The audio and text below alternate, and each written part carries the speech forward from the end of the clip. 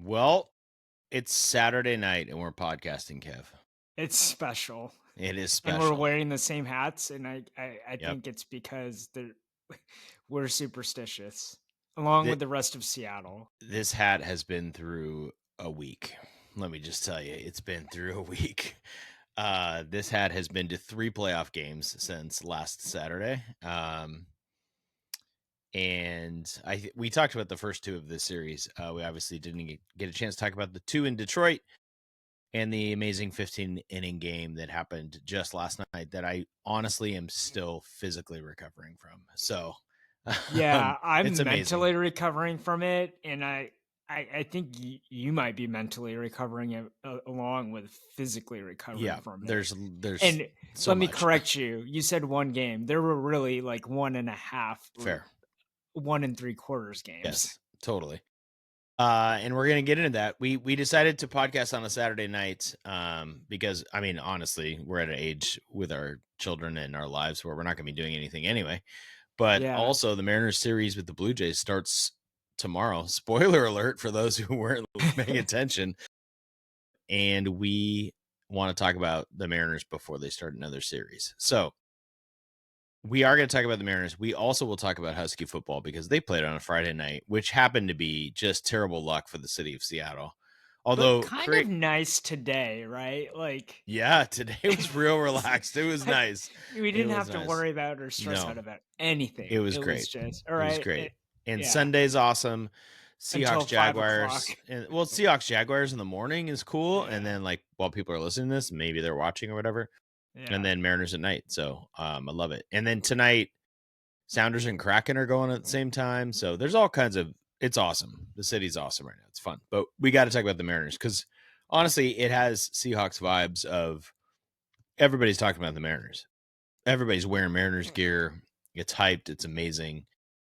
And I was fortunate enough to get tickets, and by get I mean I paid for them. With to your, did you get priority for these tickets because of your playoff? Yes, baby. Because of your flex pack? The flex plan that we talked about on the podcast that I got responses to after the podcast that my wonderful wife encouraged me to do gave me pre-sale access. So I bought tickets to all 3 games at home in the division round. Had great experiences in all 3. I have tickets to game 3 I was on gonna say, I'm gonna Wednesday see you in on Seattle. Okay, I'll see you on Wednesday then. Perfect. Let's go. Live podcast from T-Mobile. Right next to the people with the megaphones out front. Okay. So I want to talk to you about what it was like to be in the stadium because, some people listening were there, but a lot of people weren't. And then I want to talk about the game itself and some decisions. There was a lot of talk about Wilson and Hinch as managers. Wilson, obviously, in his first playoffs.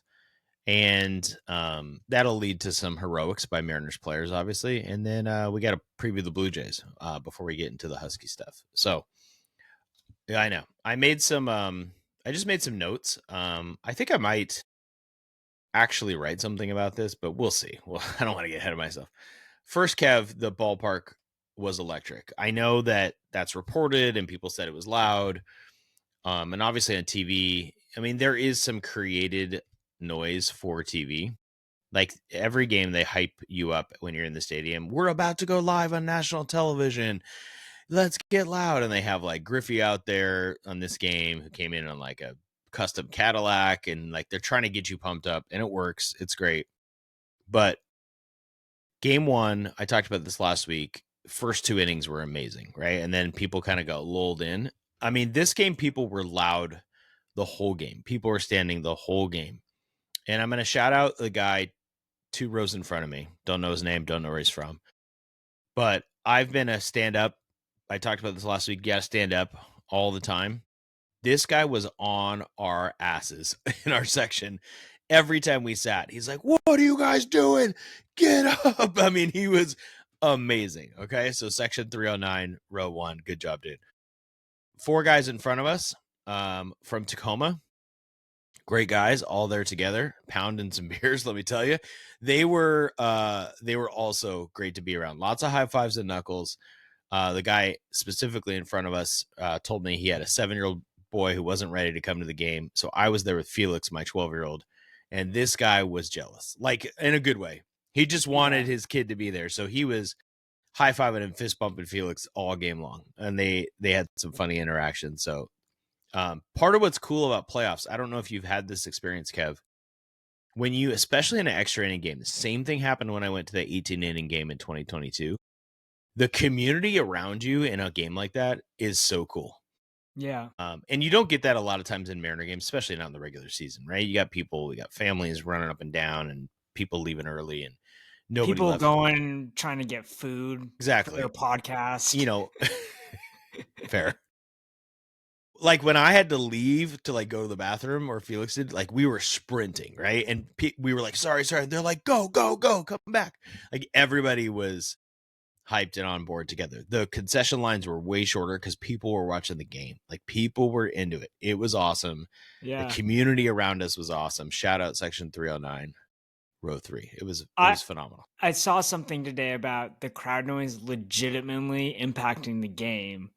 Scooble, I forgot Yeah. who reported it, but Scooble might not have heard that Naylor was going to steal third, right? And had 100%. a heavy That's jump. And They that led were to a yelling. run. So Yeah. the catcher and the infielders were yelling at him to step off because Naylor, we saw it clearly from our vantage point, like he's halfway down the line. Yeah. And so if he turns around, he's got him in a pickle. He's done. And he didn't hear it because it was so loud. And Naylor stole third. And then Mitch Garver hits the sac fly. And that was the first run of the game. It's So the incredible. crowd, yeah, you could say they have impact. They actually had an impact in this game. The crowd was awesome. Kirby had a headache Yeah. Yeah. from the noise, and he said he still loved it, which is it baseball's different than football where you have the third down, the fourth down, you have false starts that happen. And but the players keep on saying it that they love the energy. They love feeling the home crowd and feeling supported. I guess it makes a difference. Yeah. It's hard to, I've always wondered, is it more helpful to be loud while our pitchers are pitching and the batters are hitting, or Yeah. vice versa? Because we're loud on both. So I don't know if that's helpful. In some ways, I would think when we're pitching, it's a bad idea because of pitch comm and all that kind of stuff. Yeah. But it just seems to help. They just know they're on their side and they're against the Tigers, right? And so, And it's um, comfortable. They've played so many games at the stadium. That's yeah, what I think it is, right? And it feels like a good environment when people are cheering for you. yeah, You're a coach, you've had teams, and yeah, the energy of your players are it's better at home, right? They have their family watching, they have their classmates watching, right? Same with these Mariners. They have their fans watching. It's kind of a simple thing, but it's if you think about it too much, then it's not going to make any sense. right. Just like That's a great point. The other thing I want to talk about, the atmosphere, the PR people, the Mariners, everybody did a great job.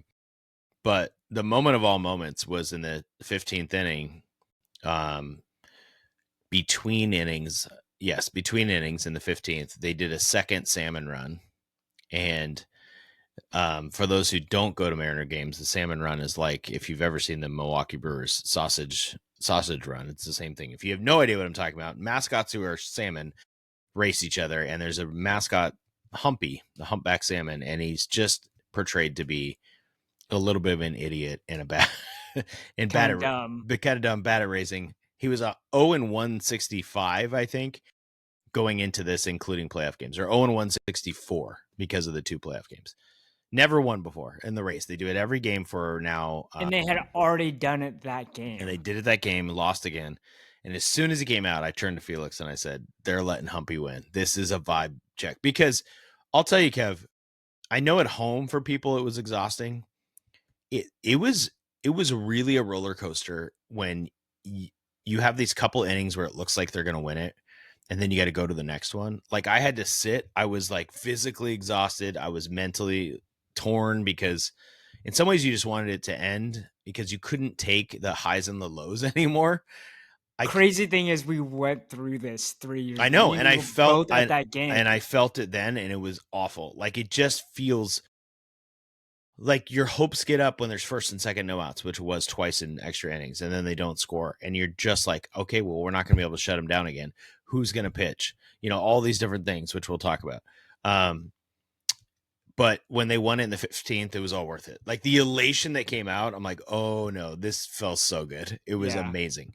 But part of why they won it is the vibe change. They had a second salmon run and Humpy won. And when Humpy won, Kev, they shot off fireworks in the stadium. What? Yep. And the place went bananas. I mean, it was a little dead. Like people were pretty like, it was a shot of adrenaline, which is Yeah. silly and And did stupid. they stop selling beer in the 7th inning? Honestly, I didn't try and nobody, yeah, I'm sure they did because they have to. Yeah. But nobody seemed to care as much as they do in other games. Yeah. I did see someone next to us go get a pretzel on like the 12th, which I felt like in the last time they had no concessions either.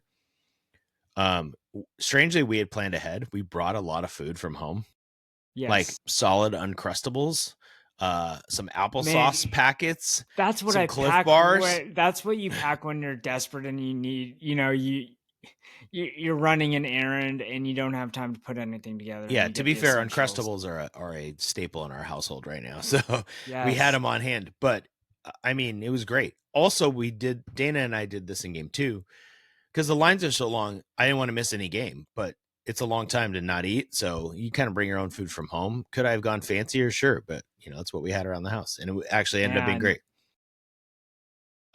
Humpy wins and Humpy goes straight into the pen in center field and is just vibing with the dudes and ladies in the high pen. five. It's his High like fiving for moment. the whole bottom of the 15th. Humpy's just in the pen like he's one of the bros, like jumping around. And sure enough, the Mariners go on and they win the game in the bottom of the 15th. It was awesome. It was like it sounds so stupid for anyone who's not in Seattle, If you're the but it was great. Mariners marketing people in charge of the production, do you let him win when we go on Wednesday? No, No. no, this was a one-time thing. It's like if anyone had gone to Sounders game, they do a Space Needle But what chase. if they lose? What And if the the Mariners gold, hold lose? on, can I finish, please, Kevin? Yes. The gold Space Needle elevator car never wins. And then it won in, I think it was the CONCACAF Champions Cup final. They had the gold win. And so they put an asterisk next to it. And they never let it win again. I don't think come on. Nobody's going to believe that that's the reason they won. It was a vibe lightener. And, it brought everybody back up. You can't let Humpy win again. Although I bet when he doesn't win in the third inning of the first ALCS game, Everyone. they're gonna boo. People are gonna boo. Yeah, it's gonna be awesome. Or maybe they should retire it for the year. I don't know what to do. It's fair. My last thing I would say about atmosphere is just personal, but it's a lot of people have this experience. First, Felix is 12 years old. He's the only child in our section. Like I've never experienced this at a Mariners game. There are no kids, no one Adults. under 21 anywhere near us. So he kind of was not like he was the mascot of the section, but for a lot of people, they were like pumped that there was one kid and he had a lot of energy. He was excited. 30 years ago, I went with my dad to the 1995 playoff where Edgar hit the double. Yeah. And to be able to like absolutely lift my son into my arms and scream when they won and like just almost throw him 2 rows down because we were so Yeah. excited was a very cool, like cathartic moment for me. So it was awesome. That is awesome. And we can go back into the archives because we had this discussion of best live sporting events we went to. Is this in your top 5? Yeah, I think it probably is. Recency bias aside. I Yeah. mean, I was thinking about it in terms of Mariners' best wins ever or most important. Yeah. And there's probably only 4. And it's every time they advance to the ALCS because they've never gone to the World Series. You can't really argue any regular season win would be greater. And I don't think you could argue an ALCS win would be bigger because they never advanced. Yeah. So crazy thing, all 4 of those wins are at home. That's interesting. I've been to 2 of the 4 and they're right up there, right? With the only other thing that always comes to mind for me is the NFC Championship that I went to where they advanced the Super Bowl Seahawks. But Yeah, the and in my head, it was just I was like, this game was so good that not even the games I attended, but just best games in Seattle sports history. Right. For me, it's both of the NFC championships back to back yeah, that, who cares if they in the didn't win a Russell Super Wilson Bowl. era you're talking about. The Packers come back was ridiculous. Yeah. I was thinking of the Sugar Bowl the Huskies win to get them to the national championship. That's Sure. up there for me.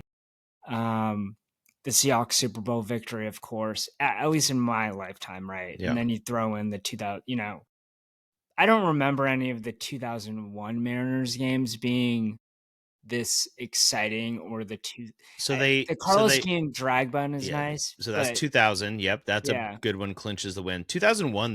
They Jamie Moyer beat Bartolo Colon at home in a game 5 ALDS. yeah, I remember watching it at my parents' house and feeling very stressed out about it. It was a good yeah. game. There wasn't But the same dramatic moment that we had, right, with yeah. Polanco's hit. So By the way, did you see it was like an onion meme, but it basically said, "Mariners start Jamie Moyer after yeah, 7,000 days rest," or something for ridiculous game like one this of the for game 1 of ALCS, the yeah, ALCS. It was it was pretty good. funny. It was Depoto made pretty a joke that he would have to activate himself too, which would be a Yeah. bad idea. It was pretty Yeah, funny, with Moyer because he actually made an appearance at T-Mobile yeah, for the Savannah Bananas game and threw a pitch, which is pretty fun. yeah, Threw out a batter, yeah. right? Which Well, is he pretty got a guy to funny. fly out deep to center, but Yeah. yes, he got an out. He got an out. Yeah. Okay, speaking of getting outs or dramatic wins, let's talk about the game itself. So a great quote before the game, or somewhere in Detroit, they asked Wilson about the game of chess between him and AJ Hinch, and he said, "I don't know how to play chess, so I don't know how that analogy works," which was incredible. And I At least it don't was the think, truth. yeah, I don't think it's true. Actually, I think Wilson knows what he's saying, right? Like there's lots of things there. I think he's downplaying it. I think he's trying to keep the attention on the team. I think he's trying to be funny. I think, whatever it is. Um, After the game, when they asked him about one of his decisions, he talked a lot about Manny Acta, who's been a manager and he's the bench coach. And I think Wilson relies a lot on Manny Acta, so they do a lot of things together, which is cool. The first big decision, and I want to hear what you thought in the moment. So Kirby is pretty good into the 6th inning. And Kerry Carpenter had singled twice off of him already. Kerry Carpenter has hit 5 home runs off of George Kirby Yeah. in his career. So he's 7 for 13 at this point with 5 bombs. And Javier Baez doubles to left center, and Kirby's got to face Carpenter, and they go get Gabe Spire. In the And moment, what was your thought? okay, so my thought was, yes, this is what you have to do, right? And you learn, right? You learn from a mistake. So it's about the process and not you Can't look at can't the result. judge the result, right? Because that's ultimately out of your control, right? You're judging the decision making, and it was an informed decision, right? It had already happened, right? The dude already had 2 hits or a Yep. hit by that point, or 2 hit. I think he He had had 2 two hits. hits. He had He two had hits 2 off him hits in at that that point. game, and obviously he hit the Yeah. game go ahead home run in game 1 off Kirby in the exact same situation. Yeah.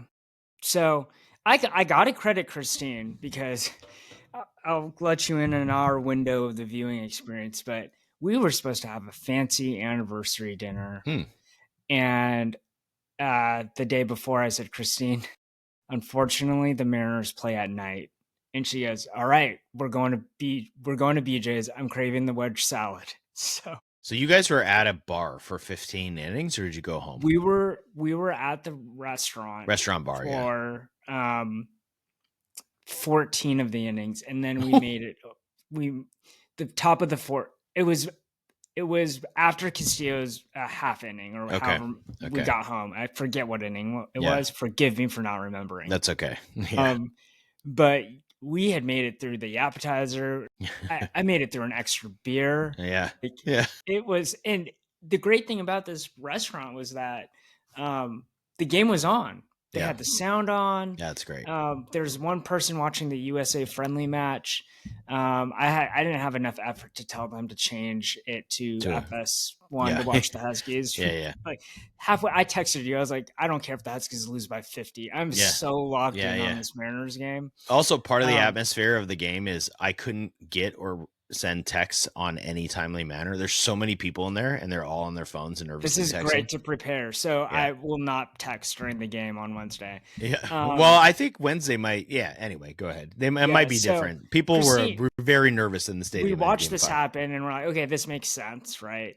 And then the home run happens. Yep. Carpenter hits the home run Yep. and the Tigers go up 3-2.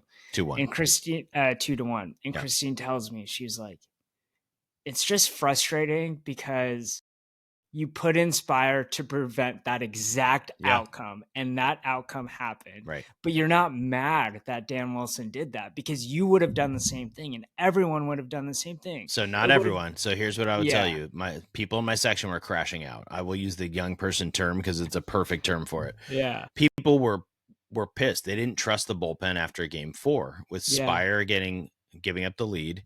And then Bizzardo was bad. And then, of course, then it was like Vargas and other guys. Although Vargas is going to have to pitch in this series coming up, so we need Vargas to be a little better, or a lot better. So I think the decision comes down to a couple things. Do you take Kirby out? That's the first one. And there are people advocating, use it 60 pitches. What are we doing? This new school analytics baseball is a bad decision. I will tell you, people weren't paying attention to his velocity. And if you pay attention to Kirby, and there are analytics on this, but I'm watching the radar gun. Felix and I really focus on the radar gun, especially when Scooble's pitching, because he's throwing 101. But also, we watch enough games that like Kirby's good when he's 97, 98, Yeah. right? Castillo's good when he's 96, not 93. Gilbert is a little different because he's so many sliders and splitters. But Kirby and Castillo have to have their fastball velocity. Bryce Miller, same thing, right? If you look in Detroit, 97, and then he starts dropping in the fourth, and they took him out. I think it's a big thing on velocity. Kirby was sitting at 94 in that inning. So you can't keep rolling Kirby out. The second part of it is, some people wanted them to go to Castillo right then. And that just I wasn't kind of was on that okay. as well. Yeah. And Yeah. I just think if you love what Bizzardo did, then you can't get mad at Dan for what he did with Spire, right? Bizzardo went 2 2/3 ridiculous postseason baseball after sucking in Game 4, right? So if you trust your guys, there's a pull here, but I think Spire was the right call. It didn't work out. So I think Dan did the right call. I'll tell you who I think did the wrong call. And that's AJ Hinch pulling Tarek Skubal after 99 pitches. Yeah, And this Eric is a big Goldsmith thing. even said, Yeah. "I don't understand why." Like, because then He said, "I'll never understand for my life." The roadmap was there, Yeah. right after that, and then you threw in a variable of having to add a third pitcher that would have had to pitch for the Tigers, and of course, it ended up being way more pitchers. Yeah. But Right. Scubal's career, I read somewhere his highest pitch count was 120. I don't think Right. that's true. It might be his regular season one. Regular He season. went 118, 119 against Cleveland in the first round. So that's what I had in my mind watching that, because I was watching Game 1 of the Cleveland-Detroit series, and I said this on this podcast, I want to play Cleveland because I'm terrified of Skubal. Now, of course, history shows the Mariners beat him 4 times this year, but they didn't really beat Skubal 4 times, right? They beat the Tigers when Skubal pitches, which is amazing, but he was dominant. 13 strikeouts at one point. After the run, he struck out 10 of the next 13 batters. Yeah. Right. So he's at 99 pitches. His last pitch was a 101 on the gun. Now, to Hinch's defense, and we don't know the dynamics, he's said publicly, like, I checked in with Skubal. We knew in the 6th he was going to give it his all. Maybe that's why he could still throw a 101, because he was giving everything. So I think maybe they both agreed that he was going to come out. I just think Skubal, his changeup's so good. Even his velocities at 97, 98, he's still so good at that point for the Tigers. You got to run him out there for the 7th. Unless he explicitly tells you, and he might have, I can't go another inning. This is something that I learned, is this dynamic between starting pitchers and their managers, that the managers don't necessarily have this, all right, you're pitching right now, do it. There's a whole thing about that Gilbert and Miller and Castillo went to Dan Wilson and said, "Hey, I'm ready to go if you need me to pitch." Right? Yeah, I think we have If to put I'm that. Dan, I'm Yeah, go like, ahead. "Yeah, we were planning on it." Like, Right, but right? we have to go in a different category there. Like, I Yeah, think that's different than the Scooble decision, although of it's course. similar in the way of you got to trust what your guy says, right? If Yeah. Scooble says he can't go, then what's he going to do? He can't force him to go out there if he really feels it. Finnegan's a good reliever. The Mariners did fine against him twice. Will Vest was awesome. Like, I don't know. Tigers bullpen was pretty good, obviously, in the series. But Scooble's the X factor in the game. And I just, for them, and I know they're all thinking this, all their fans, all their analysts, like one more inning. I think the one you're talking about is really interesting. Reading that in the paper today, that Miller, Castillo, and Gilbert all went in and said, "I want to pitch, and can I go?" And I think you're right. Dan was probably like, "Well, I was going to come to you," but it is pretty cool that they all came. So Yeah. But by the way, I got to give it to you because a couple weeks ago we were mapping out, who do we want the Mariners to avoid, and you circled the Tigers and you no said way. Yeah.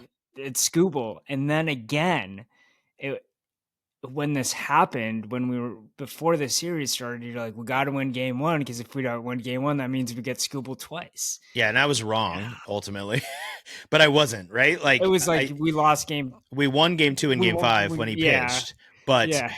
he was phenomenal. We And didn't win when he was in the game. That's the thing. We yeah, had to right, wait till he right. was out of the Although game to the in win. game 2, because of Polanco's 2 homers, we were actually winning when he left. So that Yeah, one, I think, okay, but also they lose game 1. Maybe they have a little different response and urgency in game 2. You can never predict it, but yeah, I think we all know that you want to avoid Scooble. I think it's awesome that there's no more Scooble in the postseason for us right now because he's terrifying. I don't think the Blue Jays have a terrifying pitcher. They have really good ones, but not yeah. terrifying. He's pretty up there with Kerry Carpenter. Oh my God. I also I, never want to I see him saw again. someone say that he's replaced Mike Trout as the Mariners boogeyman, Mm. and this would be like a great segment to talk about the Mariners boogeyman. But for me, growing up as a kid, it was always Rafael Palmeiro. He Oh, always well, seemed to yeah. hit a home run in right Yeah. field. He has the most hits, I think, in homers all time against the Mariners. I think we And did then that it's on a Mike podcast once. Trout, yeah, Trout. and then Yeah. Mike Trout has all the numbers, and Yeah. this dude, Kerry Carpenter, he was like Jordan Yeah. Alvarez, Yeah. except a little Yeah. better. Like, Jordan's on the list for me. yeah, Um, that was a short series, but yeah, it's crazy. In fact, Teoscar is actually on the list. He was really good in that short Blue Jays series before he came to the Mariners. Okay, I want to talk about a couple other decisions. Let's stick with what you talked about, the Gilbert and Castillo thing. So they go to Brash, they go to Munoz, and then they go to Gilbert. It was very cool when he came in the game live, right? Obviously. yeah, He came into Gangster's Paradise, which was awesome. He's walking in from the bullpen. He's super gangly. It definitely had shades of Randy Johnson in 1995. He was good. Uh, part of you in the back of your mind's going, this sucks. Gilbert could have pitched game 1 in the ALCS if they win this game. But you also know they have to win, right? And they, yeah. like, did I want Vargas or Luke Jackson or Caleb Ferguson in the game? No, Absolutely not, right? So yeah, I yeah, was thinking Bizzardo, but I liked they went Gilbert, and then Bizzardo came in and was just nasty for 2 2/3, and then Castillo finishing it up in relief, and he was awesome. 15 pitches, 11 strikes. Castillo was dominant. It was. yeah, I will remember that as part of the game. I will remember obviously Polanco single. I will never forget Leo Rivas, but those two starters coming in relief is yeah. so cool. Yeah, I've read somewhere that the back half had close to a complete game shutout. yeah. Right They did. They went after, nine and a yeah, third. after, Yeah. after It was what's his Carpenter's face? home run. That's the Went out. only Yeah, runs they got. Yeah. Yeah. yeah. Their lineup after Carpenter was not good in this game. Our lineup at the top was not good for the series, which we'll talk about in a little Well, bit. we just refused to throw them fastballs. They got Oh my God. sliders the entire game, and they So just kept swinging. so that's really fascinating. And this goes to Dan Wilson and his coaching and whatever the staff decided, right? So I took a picture of this off Twitter because it was so good. Okay. Percent of pitches that were sliders in the postseason, to your point, Mariners 39.4%. The next closest was San Diego at 20%. So they're 20% higher than any other team in the postseason. The Mariners led all of baseball and fastball usage in the regular season. So they completely flipped the script on what they were going to do. I think that's a big part of why Kirby started. He's got a good slider. Why Gilbert came in. Why Brash and Munoz were the guys. Why Bizardo is all slider guys, right? All just nasty slider guys. I mean, Bizardo, Munoz, and Brash might be the best triple combo reliever sliders in Major League Baseball. And I'm sure it's something they scouted, right? With the Tigers. It was like, we're throwing sliders. Felix and I are watching the board because they tell you what pitch it is, right? Along with the miles per hour. Munoz threw his first 18 pitches were sliders when he came in. Yeah. And he had throws like 98. Of course, he walked the first two players, so we were a little bit like, can you throw a fastball, please? Can we throw It one was pretty fastball? funny. There were so many memes about Przinsky on X about he was like, here's what's going to come, or here's what they should pitch. And then slider. Yeah. He really should do this. Slider. He really should do this. Strikeout. Yeah. Slider. Yeah. Przinsky's a good segue to the other part I want to talk about with Dan Wilson. Okay. So I didn't listen to the broadcast, but I saw a lot of memes about bunt. You got to bunt. You got to bunt. Yeah. We were saying in the stands. So there's two big instances where I think I'm going to critique Dan on this one. And I think people been really applauding him for this performance and that he outcoached AJ Hinch, which I think is ridiculous. I think they were equal.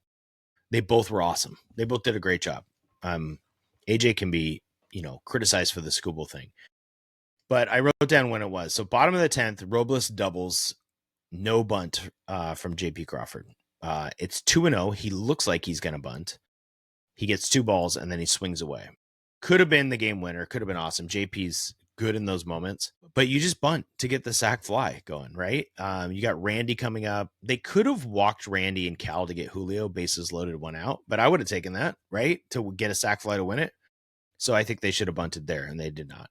Then you go to bottom of the 12th. Rivas walks. He advances to second on a wild throw to first. Robles gets hit on the hand, which everybody freaked out about because he actually should have been a foul ball. And it ended up helping the Tigers because it set up the double play. And then JP comes up and he doesn't bunt. He couldn't get the bunt down. He tried, but he couldn't. So process-wise, good. Failure by JP, which is really disappointing. I think there's 2 points I want to make here. One, of course, there's no guarantee that you get a bunt down, right? JP's a good bunter, though. Yeah. In fairness. Yeah. I think, obviously, if we're talking about managerial decisions, I would have kept the bunt on with 2 strikes in the 12th because he popped out the second. Now, maybe I could say the result, but honestly, you got to set up the winning run in a stressful spot. And then in the 10th, I absolutely would have bunted. Like all of us in our section were pissed. We were like, he should have bunted. My second point is a larger point. Yeah. And this is, I think, something that Mariner fans might not want to hear, but it's something that you got to focus on in this upcoming series against the Blue Jays. The Mariners lineup isn't built to manufacture runs, as we like to say, to bunt, to get ground balls, to move guys over, to steal bases. I don't think there's individual guys that can do that in the lineup, but really what the lineup is good at is hitting bombs, right? And we saw it all season. You bring in Suarez, you have a historic season from Cal Raleigh. You have a guy like Julio, and if you look at the wins, the team had offensive outbursts powered by home runs. Okay, now, I'm not saying that the Mariners can't manufacture runs, but I'm saying that's definitely not its strength. Okay, like, I agree. It's not its strength. Like you can't get Suarez to manufacture a run unless you have a guy on third and he can hit a fly ball. Doesn't help if Cal Raleigh is going to strike out swinging the at bat before. Okay, you're getting a little too negative here. Okay. Let me. I told you I was going to upset you. No, it's fine because you're wrong on some parts. Okay. First, they're crazy high in Major League Baseball in steals. They're like top 5 in steals. So you can't say that they don't steal to manufacture runs. But they're not good. If you look at the rate, if you look at their rate. Hold on. They didn't steal bases in this series because that dude Dingler is awesome behind the plate. I think it'll be different in Toronto. especially if Alejandro Kirk is behind the plate, I think the Mariners might be more aggressive on the base paths. Number two, I think guys like Rivas, who obviously is not normally going to play, but JP, I think Polanco, he had first and second in the, let me look up the inning again, bottom of the 13th. Jack Flaherty's pitching. Polanco's up first and second, ends up, hitting into a double play, I believe. I thought he should have bunted. He's a good bunter. Luke Raley's a good bunter. I think in the playoffs, you have to have both, because we talked about this last time. The managers have said you have to hit bombs, right? You've got to hit home I runs. agree. But they have to be able to manufacture runs. And I think the game where I'd push back on you is when I was watching this year, especially after Naylor and Suarez came, the games they were best, they were manufacturing runs. And I think that Tigers game on the road, they manufactured runs, Kev. They scored 6 runs. Yeah. They hit a couple bombs, but they Yeah. also, Robles created chaos in the bases and they scored a run. Like, that's when they are best, I would say to you. I actually don't think we're too far apart. No, we are. I hate you. I actually think that, yeah, I agree with you. The team's really good at manufacturing runs, but I do think that the team's a lot better when they're hitting bombs. I don't think we disagree at that point, right? No, but I Like mean, if is there Suarez any hits a team home that's run, not? Cowrell Like, hits a home run, but I'm just saying that they struggled. They struggled at manufacturing runs. well, they It did took in the them 15 run Yeah. inning game. Sure. Yeah. That's my And point. I was and the first frustrated. game. Yeah. Go manufacture a run by bunting. Yeah. That's my Yeah. point. Yeah. It's really frustrating. Obviously, bullpens are lights out. As we transition here to the Blue Jays series, here's what scares me. The Blue Jays do both of those things. They manufacture runs. They're really good on the base paths, not stealing like the Mariners in terms of aggressiveness, but they're really good base running. They have guys that can hit bombs, but they don't strike out. The Blue Jays do not strike out, and that worries me a lot. Not that we have like all strikeout dudes. Obviously, we have some, but we're not rolling out Scuba, obviously. But goodness. Before we move on to the Blue Jays, tell me the one play from that marathon of a game that you think was the most important play in your mind. Well, maybe I'm naturally pessimistic because everybody talked about how I think his name's Alan Porter, the umpire, was like 97% accurate or something in that game, and how he's the best umpire in baseball. All the metrics are true.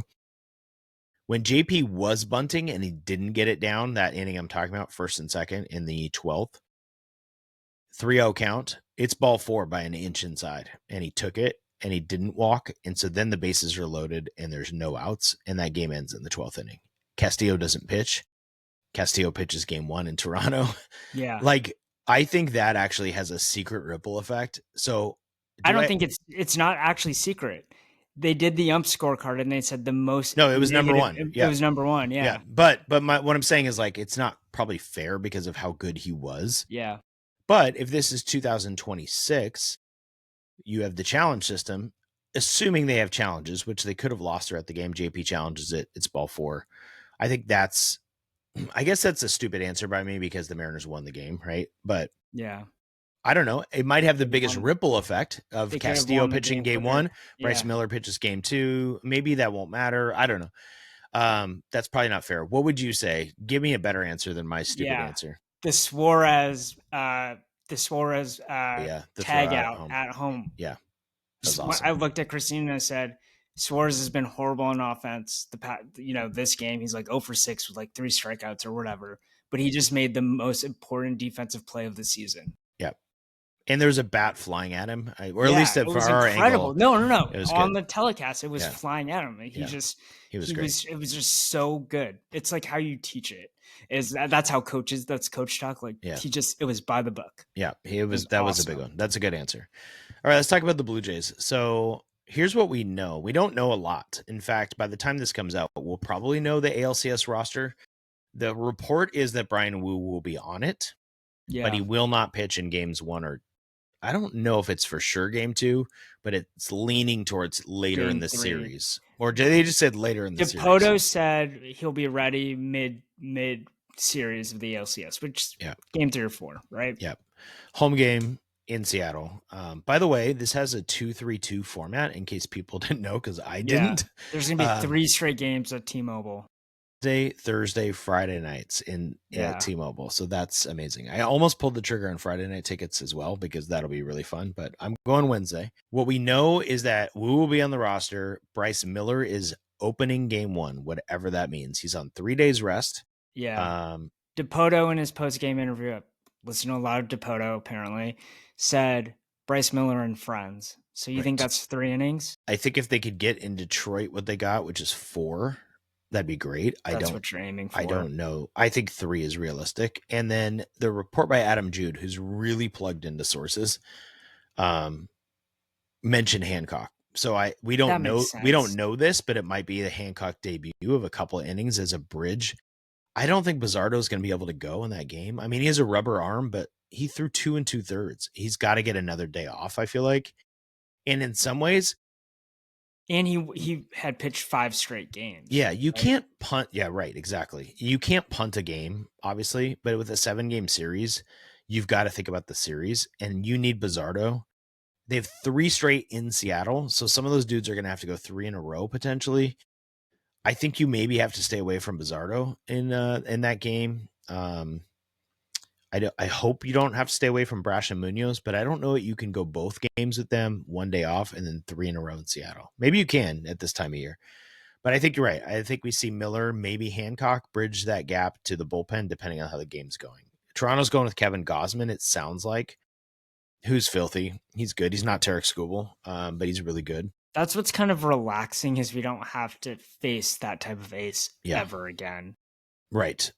Gosman is really good. He's not maybe as good as he was before, but like, could he go out and just shove for 7 innings and no runs? Totally. I don't think that's going to happen. Game 2, it sounds like the Blue Jays are going with this rookie, whose last name is Yee Savage, which is just freaking amazing. That I don't even know if you pronounce it that way, but it's spelled Yee Savage. He was drafted in 2024. Trey.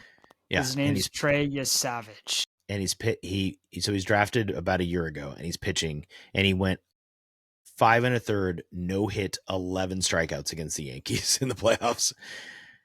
He's sick. I had to look up some stuff. He's got his fastball's like 98, but here's the weird thing about him. As you're watching, so across all pitchers, he has an abnormally high arm release angle that was 3rd in Major League Baseball this year. And his slider has more arm side movement than any pitcher in baseball. So his delivery, if you think about Logan Gilbert's arms going everywhere, that's this guy, but maybe not as like gangly. It's just like his extension is ridiculous and it really screws up the batters. So he's pitching game 2. I'm assuming we're going Luis Castillo in game 2 because he threw only 15 pitches, but we're screwed on our pitching right now. Miller and Castillo are going to be limited. They're both on the road, not Hold on. Not great environments for either of them. Okay. Both are not good on the Miller. I have more faith in than Castillo on the road. Castillo only pitched at home in this last series. And if he's not rested and Castillo's hitting 94, that's not good in Toronto. So I'm not saying the series is over. I'm saying if the Mariners grab 1 game in Toronto, then you got to feel awesome because then you're going Gilbert, Wu, and Kirby at your 3 home games. Come on. And whoever pitches game 3 would be in line to pitch game 7. So that will be an interesting decision by Dan too. It'll show you who he wants to go. So I hate this uncertainty of what do I have? What expectations can I have for Brian Wu? Yeah. Right. Well, it really sucks, obviously. Yeah. Like it He's just completed ruins everything. every pitcher on this staff has been injured right at one point in the season. Kirby started out except for with Castillo. Injury. Yeah. Kirby was injured for a while. Kirby, Gilbert, Miller, and Wu have all been hurt. Wu at the worst time. Yep. So I mean, they're going to put him on the roster. That's the beautiful thing about depth, right? Yeah. I mean, I could see them too. Like they didn't say he would start. It could be that he's ready to go out of the pen for 2 innings in game 3 or game 4, which would be pretty nasty if you go Gilbert and then Wu, and then he could do that again in game 7, or something like that. Because Castillo and Miller would be on rest coming home for game 5, maybe. I don't know. I'd rather have Wu start and then Miller piggyback him in game 5. But games 1 and 2 are going to be tough. Toronto is going to have a great crowd. They're good there. They are the best team in the American League, right? Going into the series. Throughout the year, they were, even though the Tigers were really good for a long time. They have some dudes. If you go look at how their guys hit in the ALDS, I mean, it's insane. Vladimir Guerrero Jr. in the playoffs has a 5. What was it? He's He's hitting hitting 529 with a 1600 529. OPS. Yeah. Yeah. But here's the problem, Kev. It's not just him. Ernie Clement, who I think is really good and actually is a pain in the Hitting ass, 6.3. Dalton Varsho, 438. Alejandro Kirk hit 2 home runs in that series. Like, And we they're haven't even just, talked George Springer's in this lineup. Like, yeah, it's yeah. not bad. They just have this dude, Nathan Lucas, is awesome. Like, young guy. Addison Barger has an absolute cannon in right field. Like, they're really, really good. So I'm We're at the pumped point to where watch it. every team is playing is really, really Oh good. yeah. I mean, the Dodgers and Brewers, like, come on. We saw those teams this year. I was like They're sick. thinking like, oh my God, if we get to the World Series and play the Dodgers, like we're worried about Kerry Carpenter. Are you kidding me? We're gonna have Yeah. Otani and Mookie Betts Yeah.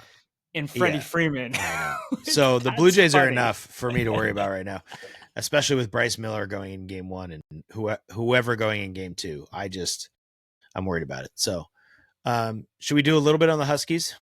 Yeah, why not? Okay. Here's what I want to say about it. Well, you can go. Sorry.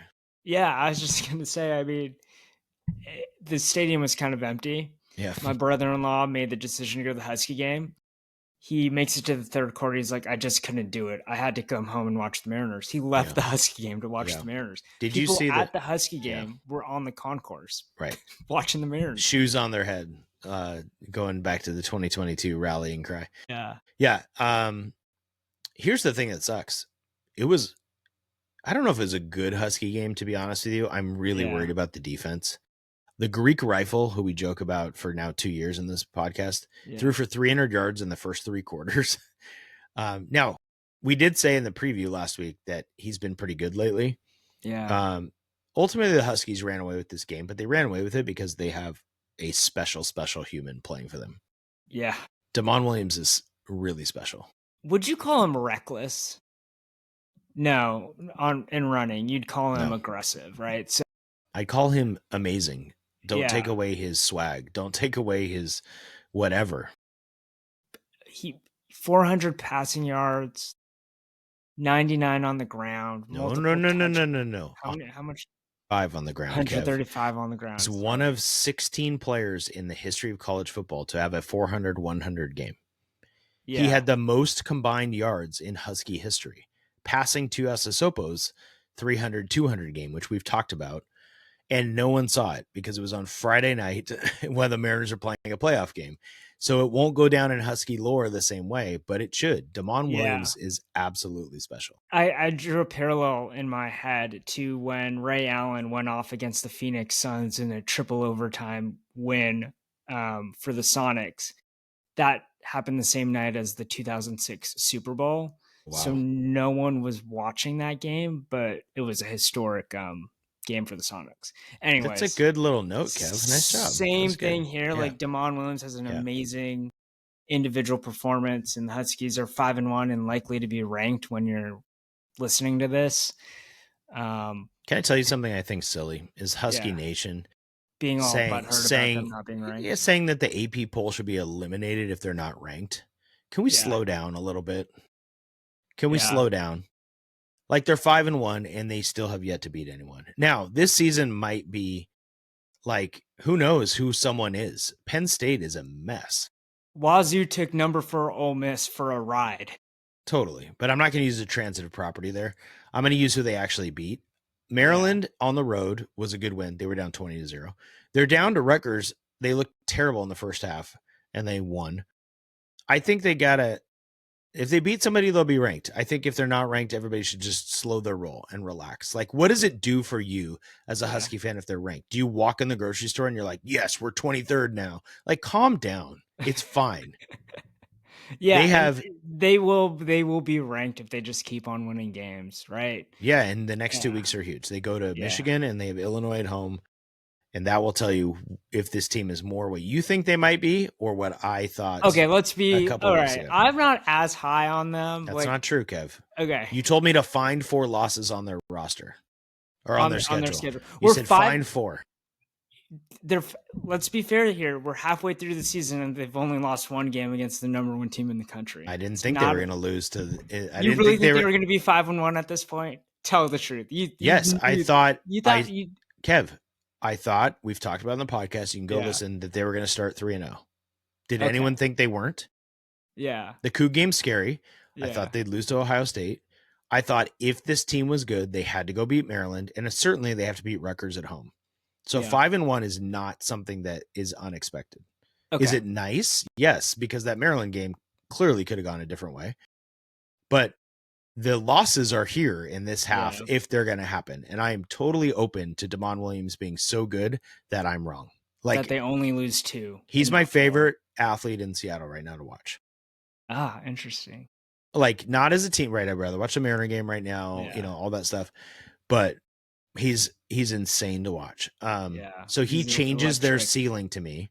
Yeah. Also, Michigan, Illinois seem beatable to me now, whereas before I thought those would be losses. But if I'm the so scared Huskies, of UCLA. yeah, and I'm scared UCLA of is awesome. And then the Ducks is, despite what happened today, I mean, They're I pretty good. think you would say they're pretty good. So you could find 4 losses, but to your point, I will come more towards your side. Damon changes it for me. What makes me pause and say, yep, there's absolutely 4 losses on this, if not more, is the defense. Yeah. I mean, who are they stopping? They're not stopping anybody right now. Like, they are bending and not breaking in some ways. But that game, even with the score, I watched full condensed replays. They intercept Rutgers at the end of the game. Game's over. No big deal. But Rutgers has another fourth that we get a 4th down stop at the like 5-yard line where a ball gets tipped. There's another play on 4th down where a ball gets tipped. You could go great play. You could go game of inches, right? And Rutgers is in that game. Obviously, Yeah. the Maryland game they could have lost. You could do that with most games. But I'm super excited that it's a 9 a.m. start next week. I know people don't like that. I love it. I'm up for 2 hours already. Give me a great college football game at 9 a.m. next Saturday. So right after the Mariners are up, let's say 3-2 after game 5 Friday night, you have a Yeah. rest day, get up, watch the Huskies. It's going to be great. Yeah. I had a colleague, and this probably happened to you as well, but um, a lot of my friends that aren't Mariners fans are congratulating me on this enormous victory that I had no role in at all. But I got a message over, we have Microsoft Teams at work, and it just said, the podcast is about to be lit. Oh, I hope And we so, delivered. I don't know if we yeah, did deliver, but I think we did on a Saturday night. yeah. I Man, had a friend who was texting and saying, I want to know about Wilson's managerial decisions. And I said, you got to listen yeah. to the pod. You got to listen to the pod. It's So kind hopefully we of talked about funny it. because if you listen to our podcast from maybe a little over a year ago when Dan Wilson took over, and then when he was announced that he was going to be the permanent manager, like we didn't think much about managerial strategy, and I Yeah. think it's come up a little bit in our podcast, but really over the long term of the season, you're really focused more on the player performance than rather, did Dan Wilson pull a guy or put in a guy or um, at the wrong moment at the wrong time, or could he have done something else, right? And that's just in the playoffs, it's just different, right? Yeah. So I think It's, the yeah. buttons you push in the playoffs have have obviously way more of an impact on Yeah. the outcome. Right. Although it doesn't make any sense, right? Because during a regular season game, it does have the same outcome and you can hyper analyze it. But here's the thing, there's not as many of those decisions, right? You're making way more decisions in the playoffs to Or, kind of or way tweak more things. magnified, right? Because of Yeah. the stakes. I mean, social media would tell you that they were all disappointed with Dan Wilson all year long. But I think that's any manager or coach in any sport, right? Yeah. Um, I It's think it, baseball yeah. is more inclined to have those moments, whereas like football, it's it's a 4th down play call. We talked about this after the first Seahawks game when McDonald doesn't go for it on 4th down. That's hyper.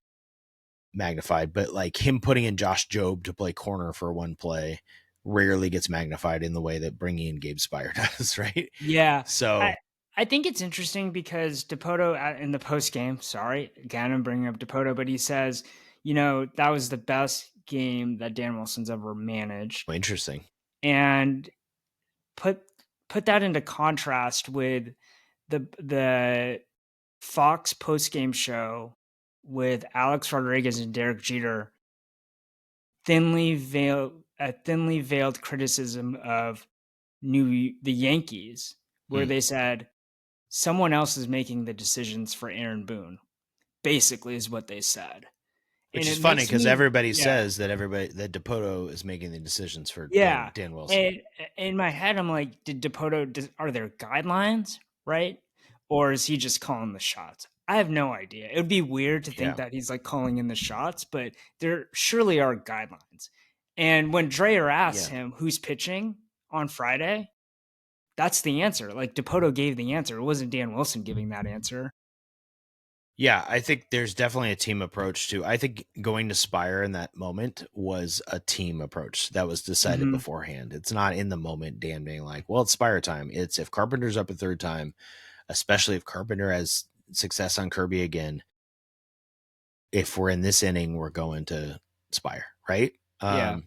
I think the decision to bunt is Manny Acta and Dan Wilson. And it's informed by the front office, but that's them together. It's Yeah. interesting. All right, let's do this for our top 5 to finish out. Let's do together.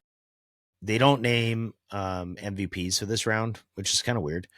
But if you had to name an ALDS MVP, you cannot pick a Tiger. We're keeping Scooble out of this. Um, let's come up with a top 5 together. So we'll just name 5, maybe in not any particular order, and then we'll pick the top. So I'll Yeah, go first. Polanco has to be on the list. 2 home runs off Scooble and the game-winning hit. He's probably the guy who would win it just by I narrative. agree. But Yeah. Polanco's on the list. Who else would you add on the list? I think Bizzardo, you got to put him on there. The most important performance, going way like pitching the most. I think that's the longest he's been on the mound. What was it, two and like a Two and third, two or two thirds. and Yeah, two and two two and two thirds. thirds? That's Yeah, almost 3 innings, just throwing straight fire and being criticized, like during the regular season. Uh, the narrative behind that. So I think he's up. I think he's in the top 5 for sure. I'm gonna throw Cal into the mix. Cal hit 381 in the series. He had a home run. He had 4 RBIs. He had 4 walks with 7 strikeouts. He caught every game, including all 15 innings. Cal's got to be on the list too. So that's 3. Yeah. I think Naylor. I think Mm, Naylor belongs. And he struggled the first 2 games, but this last game, especially with the stolen base, and he had a couple hits the game before. He I always like to juxtapose him with Suarez because I just think Naylor's yeah. been the more impactful player since they acquired both. And him being able to steal bases, he made some great defensive plays at first base, like that The one. the counter to Naylor Yeah, is he had no RBIs in the series. yeah, Um, and that's he fair. had a terrible error in game 2 that almost lost them the game. So I think that's a debatable one, Yeah, but I'll roll with you on that. Probably was there's a lot of pitchers you could choose from. It's yeah. hard not to go Kirby. 10 innings, 3 earned runs, 14 strikeouts. You certainly could go Gilbert. And also you could go Munoz or Brash. Munoz 5 1/3. He didn't give up a run. Like it's probably I Munoz. think Munoz. Yeah, It's probably Munoz. Yeah, I mean, yeah, he was he was good in everything that mattered and all these big moments. Kirby, I mean, the home run he gave up to Carpenter probably takes him off the list. Although I might argue for Kirby to be on there above Naylor, to be honest with you. But once you're getting to the 5th guy in a series where you win in 5 games, I think it's probably harder to pick. So if you had to yeah. pick one, Kev, who would be your one? Who would be the MVP of the Polanco. series? Okay. Yeah. Polanco. Yeah, just no fear. Just um his narrative matters too, Yeah. Yeah. right? We re-sign him, not thinking much about it. Like, okay, I guess we'll give it another shot. Like, this is the Right. best we could come up with. Another year of Polanco. Yeah. Do you The remember dude starts also? the season on fire. Right. But Yeah, do you go also ahead. remember he was playing third base to start the season? Like that's what the Yeah. experiment was, right? Yeah. And that was not great either because his knee hurt, even though he was on fire. I mean, there was a whole thing there. Yeah, yeah. Yeah. So But Polanco, Polanco, I'll go with you. Yeah, you get the yeah. game-winning hit in a 15-inning game, Yeah. and you hit home runs off Skubal in another game that keeps you in the game and allows you to win it. Yeah, Polanco's a good choice. Congratulations, you are the ALDS MVP sponsored by T-Town Sports. We'll send Perfect. you a trophy in the mail. Kev, before we go, the Kraken just won in overtime against Vegas with 4 seconds left. If my eyes were diverting off the screen, that's why, because I'm watching it on my You were phone as we watching talk. it. I couldn't help it. It was overtime. The Kraken are 2-0. First time they've ever won their opener for the season. They'd never done that before. And I'll talk more next week about what that looks like if we have time. But hopefully we Yeah. don't, because the Mariners are We awesome. just So keep on talking about the yep. Mariners. Yep. It was a joy for you listening. Thanks for listening. I'll be in Seattle for ALCS home game 1 on Wednesday. Hopefully the Mariners are up 2-0 at that point. Okay, we actually have to at least say hello in person.